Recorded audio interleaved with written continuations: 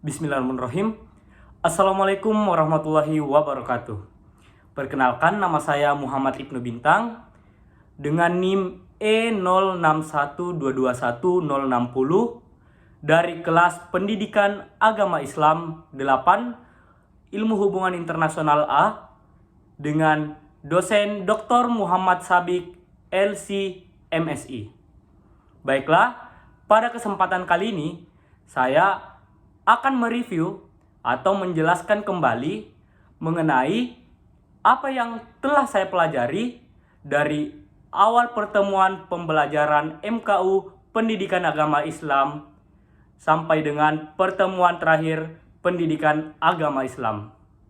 Baiklah, saya akan menjelaskan materi pertama, yaitu konsep ketuhanan dalam Islam. Tuhan secara umum dipahami sebagai Roh Maha Kuasa dan asas dari suatu kepercayaan dalam agama Islam. Kata Tuhan dalam Al-Quran digunakan sebagai kata irahun, artinya seseorang yang menggerakkan atau memotivasi orang untuk mengagumi dan menaatinya. Mereka yang mengikutinya disebut abdun atau pelayan. Kata Allah, Tuhan dalam Al-Quran memiliki dua arti, Allah dan non-Allah. Subjektivitas atau keinginan bisa menjadi Tuhan atau dewa. Benda-benda seperti patung, pohon, dan binatang juga bisa berperan sebagai dewa. Bagi umat Islam, pemikiran tentang Tuhan melahirkan ilmu tauhid, ilmu kalam, atau ilmu ushuluddin yang muncul setelah wafatnya Nabi Muhammad SAW. Dalam ajaran Islam, tauhid berarti keyakinan akan keesaan Allah. Kalimat tauhid ialah la ilaha illallah, yang berarti tiada Tuhan melainkan Allah. Hal ini sesuai dengan firman Allah dalam surat Al-Baqarah. Surah Al-Baqarah ayat 163 sebagai berikut. Auzubillahi minasyaitonirrajim. Bismillahirrahmanirrahim. Wa ilahukum illahum wahid. La ilaha illahu ar-rahmanur rahim. Yang artinya, dan Tuhanmu adalah Tuhan yang Maha Esa. Tidak ada Tuhan melainkan Dia, yang Maha Pemurah lagi Maha Penyayang. Hal ini menunjukkan bahwa dasar agama Islam yaitu ajaran tauhid, atau ajaran yang hanya meyakini bahwa Tuhan hanya ada satu, tidak lebih apalagi kurang dari itu. Baiklah, selanjutnya saya akan menjelaskan materi kedua, yaitu konsep Islam tentang komunitas sosial dalam masyarakat. Komunitas atau organisasi merupakan suatu interaksi sosial dalam sebuah ruang lingkup untuk mencapai tujuan yang sama dan dilakukan secara bersama-sama. Secara terminologi, pengorganisasian diambil dari kata organisasi yang diserap dari bahasa Inggris. Organisasi dalam konteks bahasa Arab disebut dengan istilah an-nizam, yang artinya adalah tata tertib, sistem, atau tatanan. Organisasi tidak diartikan semata-mata sebagai wadah. Organisasi memiliki dua pengertian. Yang pertama, organisasi adalah sebagai wadah atau tempat, dan kedua, organisasi dapat diartikan sebagai proses yang dilakukan bersama-sama dengan landasan, tujuan, dan juga dengan cara penyelesaian yang sama-sama. Organisasi dapat bermakna juga dengan istilah jamaah, yang berarti sekumpulan orang-orang yang memiliki satu tujuan. Oke, selanjutnya saya akan menjelaskan materi ketiga, yaitu agama Islam.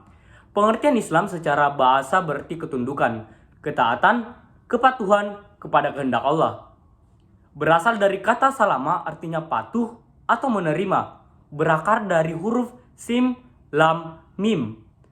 Kata dasarnya adalah salimah, yang berarti sejahtera, tidak tercela, dan tidak cacat. Dari akar kata itu juga terbentuk kata salm, silm, yang berarti kedamaian, kepatuhan, penyerahan, yang artinya penyerahan diri. Sumber utama hukum Islam, yaitu yang pertama adalah Al-Quran.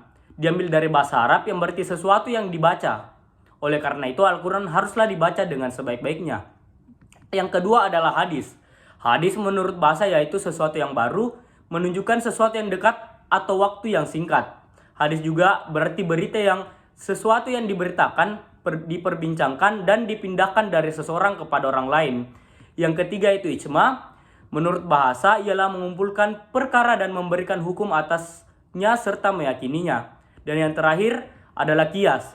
Dari segi bahasa, kias adalah mengukurkan sesuatu atas lainnya dan mempersamakannya.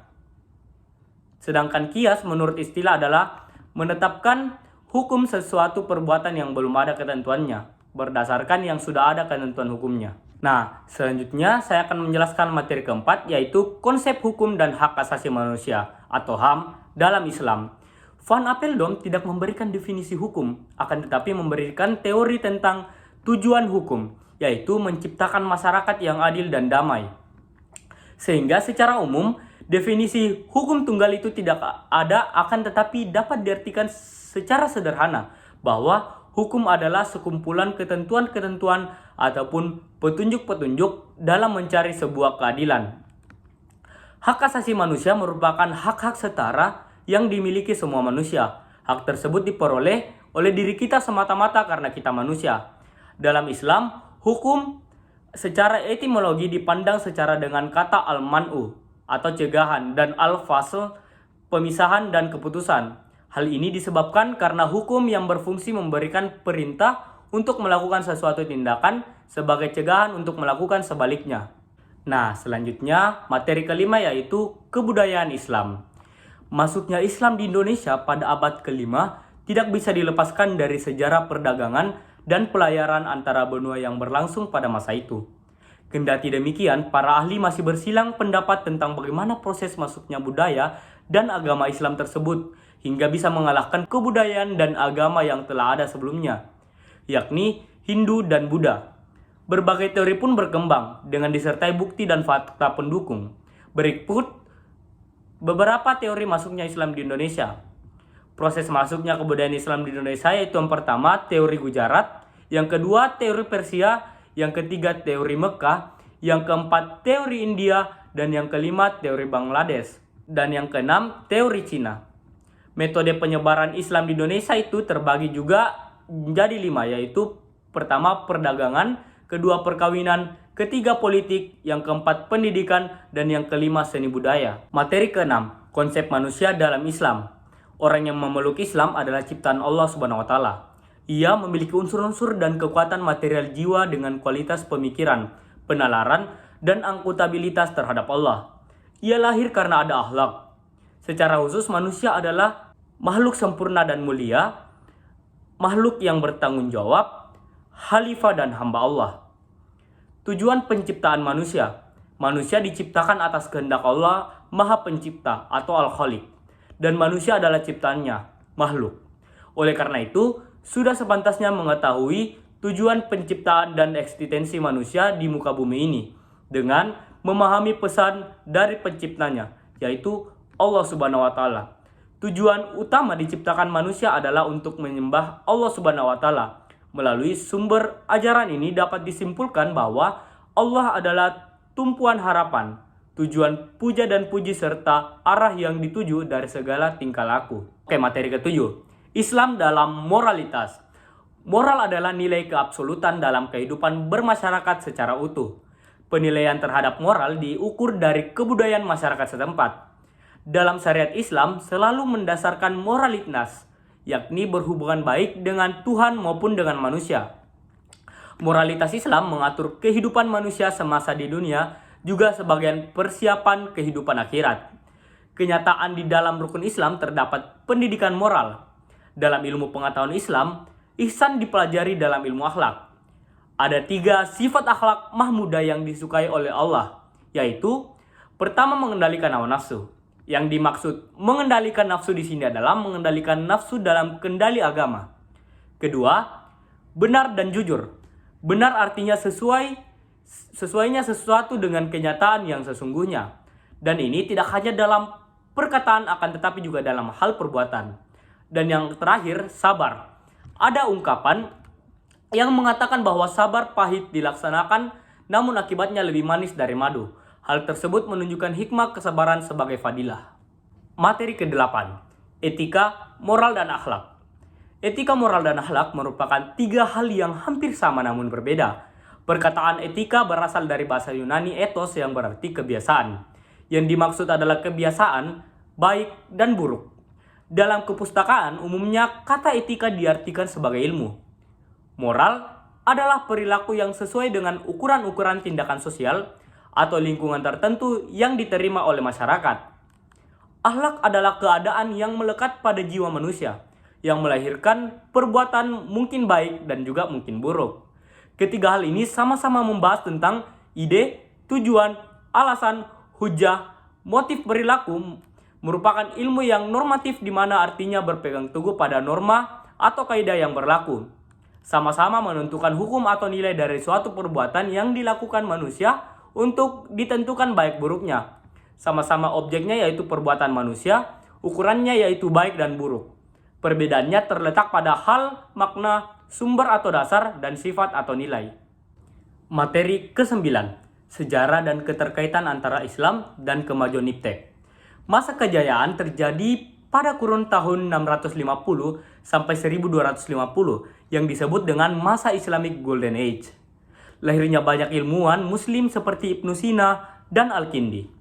Baghdad menjadi pusat kebudayaan dan ilmu pengetahuan dikarenakan adanya pendirian Baitul Hikmah yang saat itu menjadi pusat pendidikan.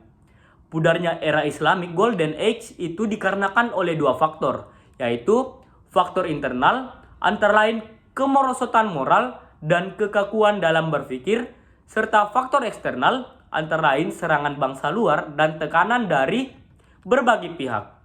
Agama dan pendidikan itu penting untuk melahirkan generasi yang tidak anarkis dan mengembangkan karakter.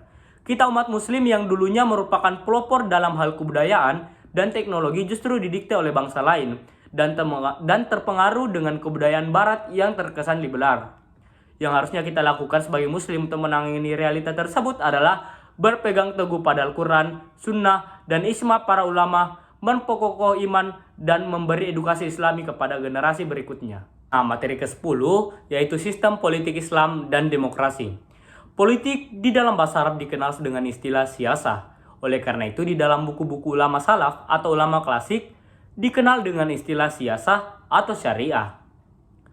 Politik mempunyai tempat yang istimewa dalam Islam. Islam tidak memisahkan soal keduniaan dan keagamaan dengan politik. Justru politik dianggap sebagai wasilah atau jalan yang boleh membawa kepada maksud tercapai matlamat memartabatkan agama.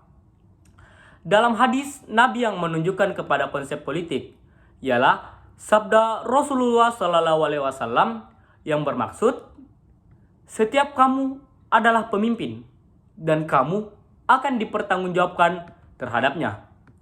Prinsip-prinsip dasar politik dalam Islam yaitu yang pertama musyawarah, yang kedua keadilan, yang ketiga kebebasan, yang keempat amanah, dan yang kelima bersamaan. Nah, materi yang terakhir, Islam dalam kajian disiplin ilmu atau materi ke-11. Islam sebagai sebuah kajian disiplin ilmu adalah sebuah bidang keilmuan yang mana di dalamnya memuat tentang ilmu untuk mempelajari Islam itu sendiri. Islam adalah agama yang berasal dari Sang Penciptanya langsung yaitu Allah Subhanahu wa Ta'ala. Islam adalah agama wahyu yang memberi bimbingan kepada manusia mengenai semua aspek hidup dan kehidupannya. Keutamaan ilmu dengan mengutip sebuah hadis Nabi SAW yaitu menuntut ilmu wajib bagi setiap muslim dan muslimah. Dari hadis tersebut dapat dipahami bahwa menuntut ilmu merupakan kewajiban bagi seluruh umat Islam, baik laki-laki maupun perempuan. Hal ini membuktikan bahwa Islam adalah agama yang memandang ilmu sebagai salah satu hal yang sangat bernilai dan penting. Bahkan Allah Subhanahu wa Ta'ala akan meninggikan derajat orang yang beriman dan berilmu. Baiklah, demikian atas penjelasan saya, Muhammad Ibnu Bintang dengan NIM E06122160 mengenai penjelasan dari materi pertama sampai materi ke-11 di kelas mata kuliah umum Pendidikan Agama Islam Ilmu Hubungan Internasional A. Kurang dan lebihnya mohon dimaafkan. Jazakumullahu khairan kasiran. Assalamualaikum warahmatullahi wabarakatuh.